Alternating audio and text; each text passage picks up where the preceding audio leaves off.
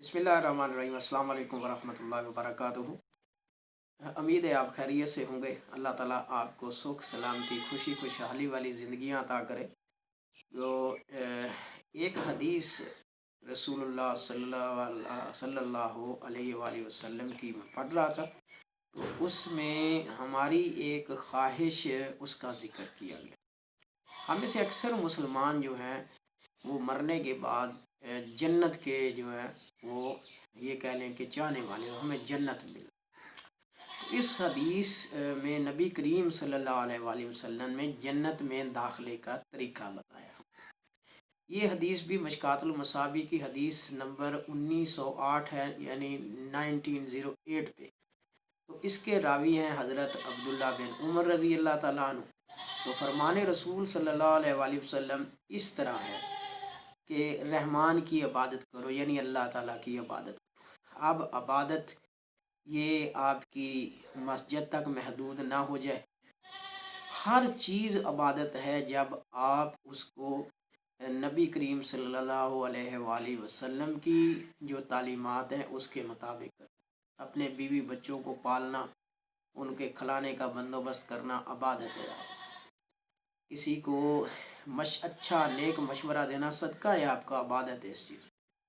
یہ کہہ لیں کہ ہمدردی بھی آپ کی عبادت ہے۔ تو عبادت کو آپ 24 گھنٹے تک لے جائیں۔ آپ کا سونا عبادت، آپ کا جاگنا عبادت، آپ کا کھانا عبادت، جب آپ اس کو نبی کریم صلی اللہ علیہ وآلہ وسلم اور اللہ تعالیٰ کے جو فرمان ہیں ان کے مطابق کریں گے۔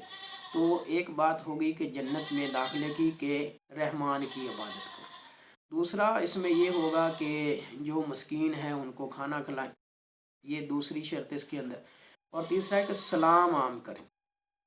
جب آپ ایک دوسرے کو جو ہے نا وہ سلام کریں گے تو یقینی بات ہے کہ وہ جو فاصلے ہیں وہ مٹ جائیں گے۔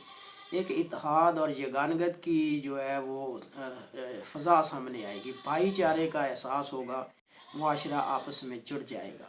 جب آپ مسکینوں کو کھانا کھلائیں گے تو یقیناً جو ہے نا وہ لوگوں کے دل میں آپ کے لیے محبت پیدا ہوگی، احترام پیدا ہوگا۔ جب آپ رحمان کی عبادت کریں گے تو اللہ تعالیٰ بھی اس سے راضی اور خوش ہوگا۔ تو پھر نبی کریم صلی اللہ علیہ وآلہ وسلم نے فرمایا کہ جو بندہ یہ تین جو باتیں رحمان کی عبادت کرتا ہے، عبادت کو محدود نہ کرے۔ کھانا کھلانا، اس میں کسی قسم کی جو ہے نا وہ رنگ، نسل، مذہب کو جو ہے نا وہ بیچ میں نہ لے کے آئیں۔ اور سلام کرنا، یہ آپ کا جو ہے نا وہ مسلمانوں کو آپس میں جو ہے نا وہ سلام کرنا، ان کے لیے دعائیہ کلمات کہنا، تو یہ چیزیں آ گئی۔ تو یہ کرنے کے بعد یہ ہے کہ نبی کریم صلی اللہ علیہ وآلہ وسلم نے فرمایا تم سلامتی کے ساتھ جنت میں داخل ہو جاؤ گے۔ اب عبادت کو جب آپ محدود نہیں کریں گے، آپ کی 24 گھنٹے کی عبادت، اس میں آپ کے تعلقات بھی آ جاتے ہیں، تو اس میں آپ کے رویے بھی آ جاتے ہیں، تو اس میں آپ کی زندگی کا ہر لمحہ آ جاتا ہے۔ تو اللہ تبارک و تعالی ہمیں رحمان کی عبادت کرنے، مسکینوں کو کھانا کھلانے، ضرورت مندوں کی ضرورت پوری کرنے اور سلام عام کرنے کی توفیق عطا فرمائے، تاکہ ہم بھی نبی کریم صلی اللہ علیہ وآلہ وسلم کے فرمان کے مطابق جنت میں سلامتی کے ساتھ داخل ہوں۔ Thank you so much to listen and watch the video. Please subscribe my channel.